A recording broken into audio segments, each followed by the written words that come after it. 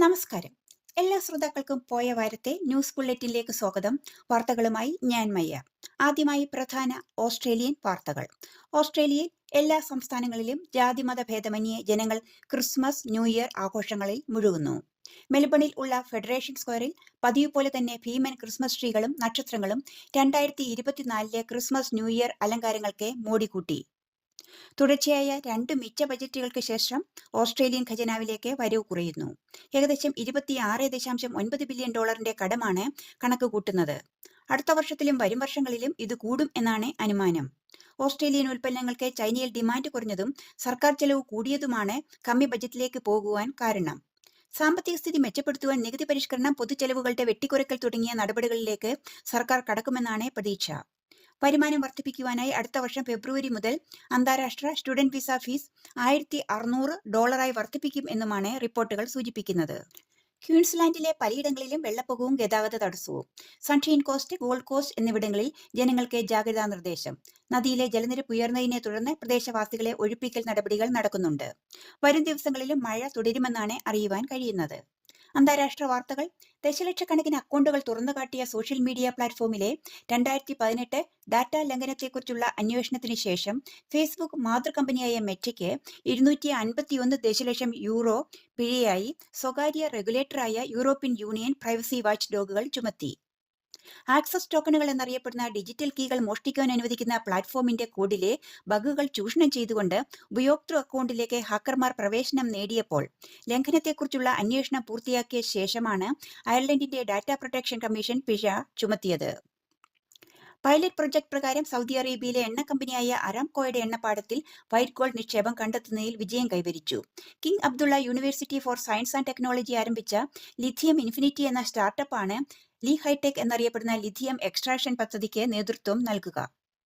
US-ൽ ജോലി ചെയ്യുവാനും യാത്ര ചെയ്യുവാനും ആഗ്രഹിക്കുന്ന ഇന്ത്യക്കാർക്ക് 2025 ജനുവരി 1 മുതൽ ഇന്ത്യയിലെ US embassy non immigrant visa അപ്പോയിന്റ്മെന്റുകൾ ഷെഡ്യൂൾ ചെയ്യുന്നതിനും റീഷെഡ്യൂൾ ചെയ്യുന്നതിനുമുള്ള പുതിയ നിയന്ത്രണങ്ങൾ അവതരിപ്പിക്കും. Department of homeland security H-1B visa പ്രക്രിയ നവീകരിക്കുന്നതിനുള്ള പുതിയ നിയമങ്ങൾ വെളിപ്പെടുത്തിയതിന് തൊട്ടു പിന്നാലെയാണ് ഈ പ്രഖ്യാപനം. 2 പ്രഖ്യാപനങ്ങളും ഇന്ത്യക്കാർക്ക് അനുകൂലമാണ്. പുതിയ വിസ അപ്പോയിന്റ്മെന്റ് നിയമങ്ങൾ പ്രകാരം അധിക ഫീസ് നൽകാതെ അപേക്ഷകർക്ക് അവരുടെ അപ്പോയിന്റ്മെന്റുകൾ ഒരിക്കൽ പുനഃക്രമീകരിക്കാം. ലോകത്താദ്യമായി $500 ബില്യൺ ആസ്തിയുള്ള വ്യക്തിയായി മാറിയ ടെസ്ല കമ്പനി മേധാവി ഇലോൺ മസ്ക് തന്റെ ഒരു പുതിയ സ്വപ്നം കൂടി പ്രഖ്യാപിച്ചു.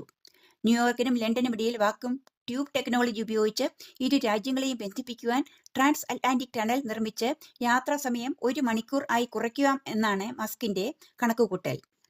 ലണ്ടൻ ന്യൂയോർക്ക് ഫ്ലൈറ്റ് സമയം ഏകദേശം 8 മണിക്കൂർ ആയിരിക്കെ അത് 1 മണിക്കൂർ ആണ് മസ്ക് ഈ ടണൽ പദ്ധതി പ്രകാരം കുറയ്ക്കുവാൻ ശ്രമിക്കുന്നത്. ഇന്ത്യൻ വാർത്തകൾ. ആണവ പരിപാടികൾ നിരീക്ഷിക്കുവാനും പ്രാദേശിക സുരക്ഷാ താൽപര്യങ്ങൾ ഉറപ്പാക്കുന്നതിനും ഉൾപ്പെടെയുള്ള തന്ത്രപരമായ ആവശ്യങ്ങൾക്കായി 3 വർഷത്തെ ഇടവേളയ്ക്ക് ശേഷം ഇന്ത്യ വീണ്ടും ഉത്തര കൊറിയയിൽ എംബസിയുടെ പ്രവർത്തനം ആരംഭിച്ചു. ഇത് നയതന്ത്രത്തിലേക്ക് ജാഗ്രതയോടുള്ള തിരിച്ചുവരവിന്റെ സൂചനയാണ്. സാങ്കേതിക കാര്യങ്ങൾക്കുള്ള ജീവനക്കാർ തിരിച്ചെത്തുകയും ഭരണപരമായ ജോലികൾ പുനരാരംഭിക്കുകയും ചെയ്തതോടെ ലോകത്തിലെ ഏറ്റവും രഹസ്യമായ രാജ്യങ്ങളിലൊന്നിൽ ഇന്ത്യ വീണ്ടും സാന്നിധ്യം അറിയിച്ചിരിക്കുകയാണ്. സ്വീഡൻ, പോളണ്ട് തുടങ്ങിയ മറ്റു രാജ്യങ്ങളും ഉത്തര കൊറിയയിൽ എംബസികൾ വീണ്ടും തുറന്നിട്ടുണ്ട്. തബല മാന്ത്രികൻ ഉസ്താദ് സക്കീർ ഹുസൈന് US-ൽ അന്ത്യനിദ്ര. രാജ്യത്തിന്റെ തബല ധ്വനികൾ നികത്തുവാനാകാത്ത നഷ്ടമാക്കിക്കൊണ്ട് വിട പറഞ്ഞ ലോകപ്രശസ്ത തബല വിദ്വാൻ ഉസ്താദ് സക്കീർ ഹുസൈന്റെ വിയോഗത്തിൽ കലാ, രാഷ്ട്രീയ, സാംസ്കാരിക, വ്യാവസായിക രംഗത്തെ നിരവധി പേർ ആദരാഞ്ജലികൾ അർപ്പിച്ചു. സാൻ ഫ്രാൻസിസ്കോയിലെ ആശുപത്രിയിൽ ചികിത്സയിൽ കഴിയവെയാണ് സക്കീർ ഹുസൈന്റെ അന്ത്യം. കേരള സംസ്ഥാനതല വാർത്തകൾ. ക്രിസ്മസ് അവധിക്ക് കേരളത്തിലേക്ക് വരുവാനൊരുങ്ങുന്ന മലയാളികൾക്ക് തിരിച്ചടിയായി ആഭ്യന്തര വിമാന നിരക്ക് വർധന. ജനുവരി 6 വരെ 3 ഇരട്ടിയാണ് വിമാന കമ്പനികൾ നിരക്ക് വർദ്ധിപ്പിച്ചിരിക്കുന്നത്. ഡൽഹിയിൽ നിന്നും കൊച്ചിയിലേക്ക് നേരിട്ടുള്ള വിമാന നിരക്ക് കുത്തനെ ഉയർന്നതും ജനങ്ങൾക്ക് തിരിച്ചടിയായി. ഒപ്പം കേരളത്തിലേക്കുള്ള ട്രെയിനുകളിലും ടിക്കറ്റ് ഇല്ലാതായതോടെ ക്രിസ്മസ്, ന്യൂ ഇയർ ആഘോഷങ്ങൾക്കായി നാട്ടിലേക്ക് വരുവാനിരിക്കുന്ന മലയാളികളുടെ യാത്രയും വളരെ ബുദ്ധിമുട്ടിലായിരിക്കുകയാണ്. വിദേശ യാത്ര നടത്തുന്നവർ അപ്രതീക്ഷിത കഷ്ടനഷ്ടങ്ങൾ നേരിടുന്നതിനും മറ്റു സംരക്ഷണത്തിനും ട്രാവൽ ഇൻഷുറൻസ് എടുക്കുന്നത് ഉറപ്പാക്കണമെന്ന് നോർക്കയുടെ ജാഗ്രതാ നിർദ്ദേശം. വിസിറ്റിംഗ് വിസ, വ്യാപാരം, പഠനം, ചികിത്സ, വിനോദം, വിവാഹം തുടങ്ങിയ വിവിധ ആവശ്യങ്ങൾക്ക് വിദേശത്തേക്ക് ഹ്രസ്വ സന്ദർശനം നടത്തുന്നവരെ ഉദ്ദേശിച്ചിട്ടുള്ളതാണ് ട്രാവൽ ഇൻഷുറൻസ്. വിദേശ യാത്രയിൽ അപ്രതീക്ഷിതമായി ഉണ്ടായേക്കാവുന്ന ചികിത്സാ ചെലവ്, ബാഗേജ് മോഷണം, ബാഗേജ് വൈകിയെത്തുക, ഫ്ലൈറ്റ് റദ്ദാക്കുക, യാത്രയിൽ കാലതാമസം ഉണ്ടാക്കുക, മൃതദേഹം നാട്ടിലെത്തിക്കുക, പാസ്പോർട്ട് നഷ്ടമാകുക തുടങ്ങിയ സാഹചര്യത്തിൽ ഇൻഷുറൻസ് പരിരക്ഷ ലഭിക്കുവാനാണ് ഈ നിർദ്ദേശം. Unique identification authority of India അതിന്റെ ഓൺലൈൻ പ്ലാറ്റ്ഫോമായ മൈ ആധാർ വഴി സൗജന്യ ആധാർ അപ്ഡേറ്റുകൾക്കുള്ള സമയപരിധി വീണ്ടും നീട്ടി. ഇന്ത്യൻ താമസക്കാർക്ക് 2025 ജൂൺ 14 വരെ അവരുടെ ആധാർ കാർഡുകളുടെ വിശദാംശങ്ങൾ അപ്ഡേറ്റ് ചെയ്യാം. വിരലടയാളം, ഐറിസ് സ്കാനുകൾ അല്ലെങ്കിൽ ഫോട്ടോഗ്രാഫുകൾ പോലെയുള്ള ബയോമെട്രിക്സിൽ എന്തെങ്കിലും മാറ്റങ്ങൾ വരുത്തുവാൻ ആധാർ ഉടമകൾ അംഗീകൃത ആധാർ കേന്ദ്രങ്ങൾ സന്ദർശിക്കുകയും വിശദാംശങ്ങൾ അപ്ഡേറ്റ് ചെയ്യുന്നതിന് നാമമാത്രമായി ഫീസ് നൽകുകയും വേണം. 8 ദിവസം തലസ്ഥാന നഗരിക്ക് ലോക സിനിമയുടെ വിസ്മയ കാഴ്ചകൾ സമ്മാനിച്ച 29ാമത് കേരള രാജ്യാന്തര ചലച്ചിത്രോത്സവത്തിന് സമാപനം ആയി. നിശാഗന്ധി ഓഡിറ്റോറിയത്തിൽ നടന്ന സമാപന സമ്മേളനം മുഖ്യമന്ത്രി പിണറായി വിജയൻ ഉദ്ഘാടനം ചെയ്തു. സ്പിരിറ്റ് ഓഫ് സിനിമ അവാർഡ് സംവിധായിക പായൽ കപാടിയയ്ക്ക് മുഖ്യമന്ത്രി സമ്മാനിച്ചു. 5 ലക്ഷം രൂപയും ഫലകവുമാണ് സമ്മാനം.